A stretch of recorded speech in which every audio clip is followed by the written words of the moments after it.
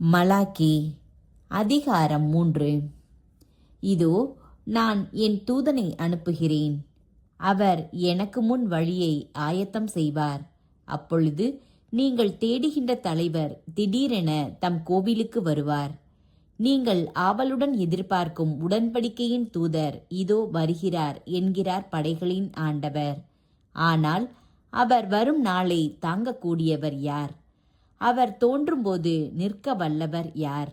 அவர் புடமிடுகிறவரின் நெருப்பை போலும் சலவை தொழிலாளியின் சவர்க்காரத்தைப் போலும் இருப்பார். அவர் புடமிடுபவர் போலும் வெள்ளியை தூய்மைப்படுத்துபவர் போலும் அமர்ந்திருப்பார். லேவியின் புதல்வரை தூய்மையாக்கி பொன் வெள்ளியைப் போல் அவர்களை புடமிடுவார். அவர்களும் ஆண்டவருக்கு ஏற்புடைய காணிக்கையை கொண்டு வருவார்கள்.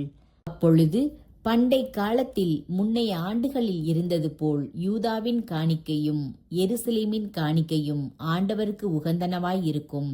அப்போது சூனியக்காரர், விபச்சாரிகள், பொய்யானை இடுவோர், கூலிக்காரருக்கு கூலி கொடுக்காத வம்பர், கைம்பெண்ணையும் அனாதைகளையும் கொடுமைப்படுத்துவோர், அந்நியரின் வழக்கை புரட்டுவோர், எனக்கு அஞ்சி நடக்காதோர் ஆகிய அனைவருக்கும் எதிராக சான்று பகர்ந்து தண்டனை தீர்ப்பு வழங்க நான் விரைந்து வருவேன் என்கிறார் படைகளின் ஆண்டவர்.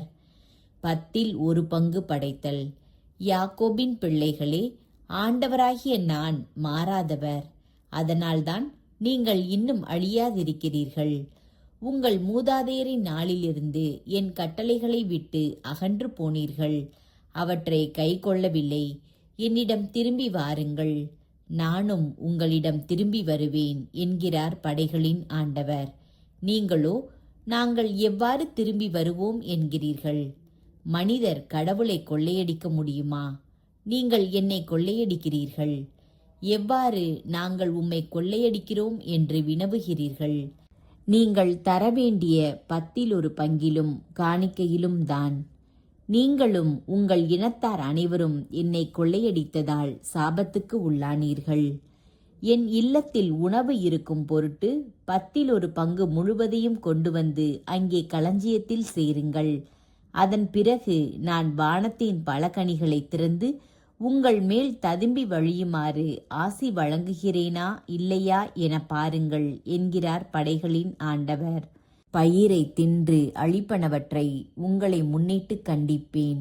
அவை உங்கள் நிலத்தின் விளைச்சலை பாழாக்க மாட்டா. உங்கள் தோட்டத்தில் உள்ள திராட்சை கொடிகள் கனி கொடுக்க தவறமாட்டா என்கிறார் படைகளின் ஆண்டவர். அப்போது வேற்று இனத்தார் அனைவரும் உங்களை பேறு பெற்றோர் என்பார்கள். ஏனெனில் நீங்கள் இனிய நாட்டின் மக்களாய் திகழ்வீர்கள் என்கிறார் படைகளின் ஆண்டவர். கடவுளின் வாக்குறுதி. எனக்கு எதிராக நீங்கள் கடும் சொற்களை உதிர்த்து வந்தீர்கள் என்கிறார் ஆண்டவர். ஆயினும் உமக்கு எதிராக என்ன பேசினோம் என்று கேட்கிறீர்கள். கடவுளுக்கு ஊழியம் செய்வது வீண். அவரது திருமுறைகளை கடைபிடித்து ஒழுகுவதாலும் படைகளின் ஆண்டவர் திருமுன் மனம் வருந்தி நடந்து கொள்வதாலும் நமக்கு என்ன பயன்? இனிமேல் நாங்கள் ஆணவக்காரரே பேறு பெற்றோர் என்போம். கொடியோர் தலை தொங்குவது மட்டுமல்ல, கடவுளை அவர்கள் சோதித்து பார்த்தாலும் தப்பித்து கொள்ளுகிறார்கள் என்றெல்லாம் நீங்கள் கூறவில்லையா? அப்போது ஆண்டவருக்கு அஞ்சி நடந்தோர் ஒருவரோடு ஒருவர் உரையாடி கொண்டனர். ஆண்டவரும் உன்னிப்பாக கேட்டார். ஆண்டவருக்கு அஞ்சி நடந்து அவரது பெயரை நினைந்து வாழ்வோருக்கென நினைவு நூல் ஒன்று அவர் திருமுன் எழுதப்பட்டது. நான் செயலாற்றும் அந்நாளில் அவர்கள் எனது தனி பெரும் சொத்தாக இருப்பார்கள் என்கிறார் படைகளின் ஆண்டவர்.